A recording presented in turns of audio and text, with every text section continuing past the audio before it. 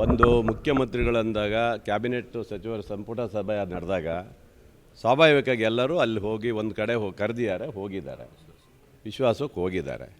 ಇದನ್ನೇ ಮುಖ್ಯಮಂತ್ರಿಗಳ ಬದಲಾವಣೆ ಅನ್ನೋದನ್ನ ಅದೆಲ್ಲ ತಪ್ಪು ಸಂದೇಶಗಳು. ಯಾಕಂದ್ರೆ ಉಪಮುಖ್ಯಮಂತ್ರಿಗಳು ಇವತ್ತು ಹೊರದೇಶಕ್ಕೆ ಹೋಗಿದ್ದರಿಂದ ಅದನ್ನು ಗಾಸಿಪ್ ಥರ ಆಗಿದೆ ಬಿಟ್ಟರೆ ಯಾವ ಇದರಲ್ಲಿ ಒಂದು ಇಂಚು ಏನು ಬೇರೆ ವ್ಯತ್ಯಾಸ ಇಲ್ಲ. ಮಾಧ್ಯಮದಲ್ಲಿ ಸ್ವಲ್ಪ ಪ್ರಚಾರ ಆಗಿದೆ ಬಿಟ್ಟರೆ ಬೇರೆ ಏನಿಲ್ಲ. ಯಾವ ಕಾರಣಕ್ಕೂ ಆ ಥರ ವಾತಾವರಣ ನಮ್ಮಲ್ಲಿ ಇಲ್ಲ. ನಮ್ಮ ಗಮನಕ್ಕೆ ಬಂದಂಗೆ, ನಾನು ರಾಜಕೀಯದಲ್ಲಿ ಸಕ್ರಿಯವಿದ್ದಂಥವ್ರು, ನಮಗೆ ಗೊತ್ತಿದ್ದಂಗೆ ಆ ಥರ ವಾತಾವರಣ ಎಲ್ಲೂ ಇಲ್ಲ ಅನ್ನಿಸ್ತದೆ ನನಗೆ. ಯಾಕಂದರೆ ವಿರೋಧ ಪಕ್ಷದವರು ವಿಜಯೇಂದ್ರ ಹೇಳಿದ್ದಾರೆ, ಮುಖ್ಯಮಂತ್ರಿಗಳು ಸದ್ಯದಲ್ಲೇ ರಾಜೀನಾಮೆ ಕೊಟ್ಟು ಬಿಡ್ತಾರೆ. ಅದೇ ಹೇಳ್ದಂಗೆ ಇವರೇನು ಭವಿಷ್ಯ ಹೇಳೋರು ಇವರಲ್ಲ.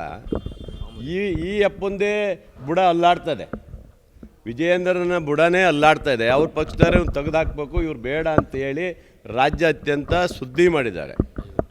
ಅವರಿಗೆ ಅದು ಬಿಟ್ಟು ತನ್ನ ಇದನ್ನು ಮುಚ್ಕೊಳ್ಳೋಕ್ಕೋಸ್ಕರ ನಮಗೆ ಈ ಥರ ಡೈವರ್ಟ್ ಮಾಡಿ ನಮ್ಮ ಪಕ್ಷದ ಮೇಲೆ ಗೂಬೆ ಕೂರ್ಸೋಕ್ಕೆ ನೋಡ್ತಾ ಇದ್ದಾನೆ. ಯಾವ ಕಾರಣಕ್ಕೆ ಹೇಳಿದ್ನಲ್ಲ, ವಿಜಯೇಂದ್ರಿಗೆ ದಮ್ಮು ತಾಕತ್ತು ಏನಾದ್ರು ಇದ್ದರೆ ಅವರಿಗೆ ತೋರ್ಸೋಕ್ಕೆ ಹೇಳಿ. ಹಡಬಿ ದುಡ್ಡು ಹಿಡ್ಕೊಂಡು ಹೋದ ಸರಿ ಏನೋ 16 ಜನ ತಗೊಂಡೋಗಿ ರಾಜ್ಯದ ಅಧಿಕಾರ ಹಿಡಿದ್ರಂತಲ್ಲ. ಈ ಸರಿ ನಮ್ಮ ಪಕ್ಷದ ಇವತ್ತು MLAಗಳು 140 ಹತ್ತತ್ರ ಇದ್ದೀವಿ, 138 + 2 140 ಜನ ಇದ್ದೀವಿ. ಏನಾದರೂ ತಾಕತ್ತಿದೆಯಾ ವಿಜೇಂದ್ರ ನಿನಗೆ? ಅಥವಾ ನೀನು 1000 ಕೋಟಿ, ಇವ್ರು ಹೇಳ್ದಂಗೆ ಯತ್ನಾಳ್ ಹೇಳ್ದಂಗೆ 25-30 ಸಾವಿರ ಕೋಟಿ ಮಾಡಿದ್ದಾರೆ ಅವರು ಅಪ್ಪ ಮಕ್ಕಳು ಅಂತ ಹೇಳ್ದಂಗೆ, 25,000 ಕೋಟಿ ಏನಾದ್ರು ನೀನು ಹಾಕೋದಿದ್ರೆ ನೀನು ತಾಕತ್ತಿದ್ರೆ ಹಾಕು ನೋಡೋಣ ಅಂತೀವಿ. ನಾವು ಚಾಲೆಂಜ್ ಮಾಡ್ತೀವಿ ಇವತ್ತು. ಸುಮ್ಮನೆ ಎಳೆ ವಯಸ್ಸು ಎಳೆ ಇದರಲ್ಲಿ ಏನೇನೋ ಮಾತಾಡ್ತಾರೆ, ಅದರಿಂದ ಯಾವುದೂ ನಡೆಯೋದಿಲ್ಲ. ಇವತ್ತು ಕಾಂಗ್ರೆಸ್ ಪಕ್ಷ ಬಲಿಷ್ಠವಾಗಿದೆ. ಇಲ್ಲಿ ಏನಾದರೂ ನಡಿಬೇಕಂದ್ರೆ ನಮ್ಮ ಹೈಕಮಾಂಡ್ ಸ್ಟ್ರಾಂಗ್ ಇದೆ. ಹೈಕಮಾಂಡ್ ತೀರ್ಮಾನ ಮಾಡ್ತಾರೆ. ಅಧ್ಯಕ್ಷರ ಬದಲಾವಣೆನೂ ಅವರೇ ಮಾಡ್ತಾರೆ, ಮುಖ್ಯಮಂತ್ರಿ ಬದಲಾವಣೆ ಮಾಡೋದಾದ್ರೆ ಅವ್ರು ಮಾಡ್ತಾರೆ. ಆದರೆ ಈ ವಿರೋಧ ಪಕ್ಷದವ್ರನ್ನ ಕೇಳಿ ನಾವು ಮಾಡೋದಲ್ಲ ಅದು, ಗೊತ್ತಾಯ್ತಾ? ಅವ್ರ ಹೈಕಮಾಂಡ್ ಹತ್ರ ಹೋಗಿ ಕೇಳೋಕ್ಕೆ ಹೇಳಿ ಅವ್ರು ಫಸ್ಟು.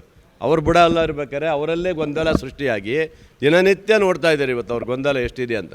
ಹಾಗಾಗಿ ಕಾಂಗ್ರೆಸ್ ಪಕ್ಷದ ಯಾವುದೇ ಇಲ್ಲಿ ಗೊಂದಲ ಇಲ್ಲ. ಸುದ್ದಿ ಇದ್ದರೆ ನಾವು ಹೇಳ್ತೀವಿ, ಈ ಥರ ಏನಿದ್ರೆ ಸುಮ್ಮನೆ ಗೊಂದಲವಾಗುವಂಥ ಪ್ರಶ್ನೆ ಇಲ್ಲ. ಇದು ವಿರೋಧ ಪಕ್ಷದವರ ಕೈವಾಡ ಇದು ಅಷ್ಟೇ.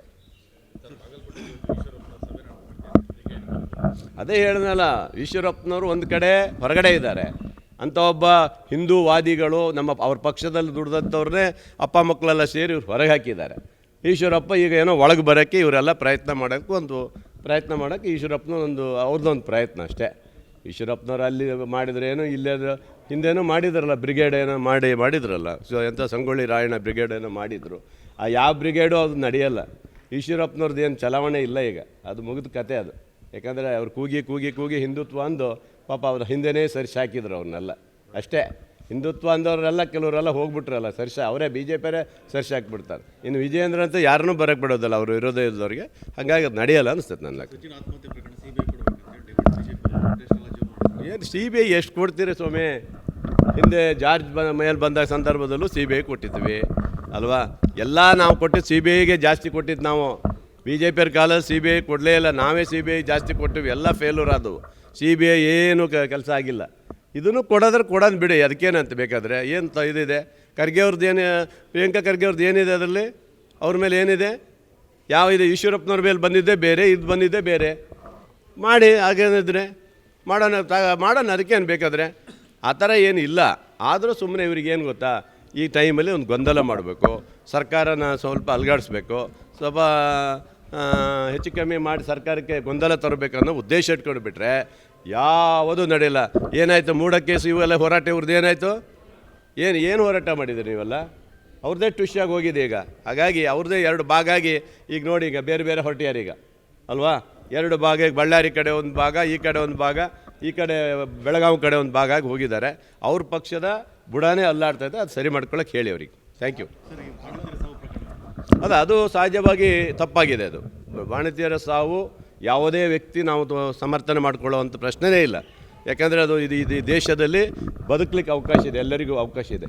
ಒಬ್ಬ ಬಡ ಕುಟುಂಬಗಳು ಉಳಿಬೇಕಾದ್ರೆ ಅದು ದಿನೇಶ್ ಗುಂಡೂರಾವ್ ಹೇಳ್ದಂಗೆ ಆ ಮಾತ್ರೆಗಳ ಪ್ರಭಾವ ಆಗಿದೆ ಅಂತ ಕೇಂದ್ರದಲ್ಲೇ ಇರುವಂಥ ಅವರು ಅದನ್ನು ಸರಿ ಮಾಡಿಸ್ಬೇಕು. ಕೇಂದ್ರದವರು ಕೈ ಹಾಕಬೇಕು ಇದಕ್ಕೆಲ್ಲ. ರಾಜ್ಯ ಮತ್ತು ಕೇಂದ್ರದವರು ಸರಿ ಮಾಡಿಕೊಂಡು ಒಟ್ಟಿನಲ್ಲಿ ಆ ಭಾಗದ ಜನರಿಗೆ ಯಾವುದೇ ಬಾಣ್ತಿಗಳು ಸಾವಾಗಬಾರ್ದು ಅನ್ನೋ ನಂದು ಒಂದಿದೆ. ಆ ಥರ ಆಗಿದ್ರೆ ನೋವಾಗುತ್ತೆ, ನಮಗೂ ನೋವಾಗುತ್ತೆ. ಯಾಕಂದರೆ ಯಾವುದೋ ಒಂದು ಹೆಣ್ಣುಮಗಳು ಸಾವು ಇಡೀ ಕುಟುಂಬ ನಾಶ ಆಗುತ್ತೆ. ಅದು ಆ ಥರ ಆಗಬಾರ್ದು. ಇದು ಇಂಥ 21ನೇ ಶತಮಾನದಲ್ಲೂ ಸಹ ಮಗು ಸಾವಾಗೋದು ನಾವು ಸಹ ಖಂಡನೆ ಮಾಡ್ತೀವಿ, ಅದರಲ್ಲೇನು ಎರಡು ಮಾತಿಲ್ಲ. ಅದು ಆಗಬಾರ್ದು. ಅದಕ್ಕೆ ನಮ್ಮ ಸರ್ಕಾರ ಗಟ್ಟಿ ಧ್ವನಿಯಾಗಿ ಮುಂದೆ ಅದನ್ನು ಸರಿ ಮಾಡ್ಕೊಂಡು ಹೋಗುವಂಥ ಕೆಲಸ ಮಾಡಬೇಕಂತ ನಾನು ಒತ್ತಾಯ ಮಾಡ್ತೀನಿ. ಸಾರಿಗೆ ಬಸ್ ನೋಡ್ರಿ, ಸಾರಿಗೆ ಬಸ್ಸು ಇವತ್ತು ದರ ಏರಿಕೆ ಮಾಡೋದು ಎಲ್ಲ ಕಡೆನೂ ಮಾಡ್ತಾರೆ. ಯಾಕೆ ಈಗ ಗ್ಯಾಸು 1000 ರೂಪಾಯಿ ಇದು 400 ರೂಪಾಯಿ ಇದ್ದದ್ದು ಈಗ ಎಲ್ಲಿ ಹೋಯ್ತು? ಅದಕ್ಕೇನಾದ್ರು ಕೂಗಾಡ್ತಾ ಇದ್ದಾರೆ ಯಾರು? ಬೇಡ, GSTನ ಹಾಲಿನ ಮೇಲೆ ಈ ಮೊಸರು ಮೇಲೆಲ್ಲ ಹಾಕಿದ್ರು, ಅದ್ರ ಮೇಲೆ ಯಾರು ಕೇಳ್ತೀರಾ ನೀವು? ಕೇಳಲ್ಲ. ಹಾಗೆ ಹಿಂದೆ 5 ವರ್ಷ ಕೊರೋನಾ ನೆಪ ಹೇಳಿ ಇಡೀ ನಮ್ಮ ಸಾರಿಗೆ ಎಲೆಯನ್ನು ಸರ್ವನಾಶ ಮಾಡಿದ್ದೇ ಇದೇ BJP ಅವರು. ಸಂಪೂರ್ಣ ಸರ್ವನಾಶ ಮಾಡಿದ್ದಾರೆ ಅವರು. ಎಲ್ಲ ಲಟೂರಿ ಬಸ್ ಆಗಿಬಿಟ್ಟು ಹಾಳಾಗಿ ಹೋಗಿದೆ. ಈಗ ನಮ್ಮ ಸರ್ಕಾರ ಹೊಸ ಬಸ್ ಯಾರು ತಂದಿದ್ರು ಅವರು? 5 ವರ್ಷದಲ್ಲಿ ಒಂದೇ ಒಂದು ಹೊಸ ಬಸ್ ಕೊಟ್ಟಿಲ್ಲ. ಇವತ್ತು ನಮ್ಮ ರಾಮಲಿಂಗ ರೆಡ್ಡಿ ಅವರು ಬಂದ ಮೇಲೆ, ನಮ್ಮ ಸರ್ಕಾರ ಬಂದ ಮೇಲೆ ಈಗ ನಾವು ಸುಮಾರು 3000 ಚಿಲ್ಲರೆ ಬಸ್ಸನ್ನು ಈಗ ಖರೀದಿ ಮಾಡ್ತಾಯಿದ್ದೀವಿ. ನನ್ನ ಸಾಗರಕ್ಕೆ ಈಗ 9-10 ಬಸ್ ಬಂತು ಈಗ ಆಲ್ರೆಡಿ. 10 ಆಯಿತಾ? 10 ಬಸ್ ಬಂದಿದೆ, ಬಿಟ್ಟಾಯ್ತು. ನಾವು ಇನ್ನೂ 15 ಬಸ್ಸು 20 ಬಸ್ ಬರ್ತದೆ ಅಂತ ಹೇಳ್ತಾ ಇದ್ದಾರೆ. ಇದೆಲ್ಲ ಯಾರು ಮಾಡ್ತಿರೋದು? ಇವಕ್ಕೆಲ್ಲ ಬೇಕಲ್ಲ ಅಲ್ವಾ? ಕಾರ್ಮಿಕರು ಸಂಬಳ ಕೊಡಲೇಬೇಕಲ್ಲ. ನೀವು ಅವರೇನು ಹೇಳೋದು? ಶಕ್ತಿ ಯೋಜನೆಯಿಂದ ಲಾಸ್ ಆಯಿತು ಅಂತ ಹೇಳ್ತಾರೆ. ಶಕ್ತಿ ಯೋಜನೆಯಿಂದ ನಮಗೇನು ಲಾಸ್ ಆಗಿಲ್ಲ, ಅದರ ಸಮ ಆಗ್ತಾಯಿದೆ. ನಮಗೆ ಲಾಸ್ ಆಗಿದ್ದು ಇವರಿಂದ, ಈ ಪಾಪಿಗಳಿಂದಲೇ. ಈ BJPಯ ಪಾಪಿಗಳು ಯಾವ ಕೊರೋನಾ ಸಂದರ್ಭದಲ್ಲಿ ಲೂಟಿ ಮಾಡಿ ಹೊಡ್ಕು ತಿಂದರು, ಬಸ್ಸನ್ನು ಲಾಸ್ ಮಾಡಿ ಹೋದಂಥ ಪಾಪಿಗಳು ಇವರೆಲ್ಲ. ಹಾಗಾಗಿ ಇವರಿಗೆ ನೈತಿಕ ಹಕ್ಕಿಲ್ಲ ಮಾತಾಡಲಿಕ್ಕೆ. ಅದರಿಂದ ಸ್ವಲ್ಪ ಜನರಿಗೆ ಜಾಸ್ತಿ ಮಾಡಿದ್ದೀವಿ. ಅದನ್ನು ನಾನು ಸಮರ್ಥನೆ ಮಾಡೋಕ್ಕಾಗಲ್ಲ. ಆದರೂ ಏನು ಮಾಡೋದು? ಮಾಡಲೇಬೇಕಲ್ಲ. ಹೊಸ ಬಸ್ ಖರೀದಿ ಮಾಡಬೇಕಲ್ಲ. ಬೇಡ, ಹೊಸ ಬಸ್ ಖರೀದಿ ಮಾಡೋದು ಬೇಡ ಅಂತ ಹೇಳಿದರೆ ನಾವು ಜಾಸ್ತಿ ಮಾಡೋಕ್ಕೆ ಹೋಗಲ್ಲಪ್ಪ. ನಾವು ನಿಲ್ಲಿಸ್ಬಿಡ್ತೀವಿ. 3500 ಬಸ್ ಖರೀದಿ ಮಾಡ್ತಾಯಿದ್ದಾರೆ.